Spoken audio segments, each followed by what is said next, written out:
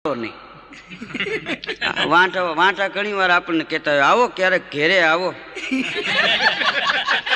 તારા ઘેરે હું ઠામ ઉટકવા આવું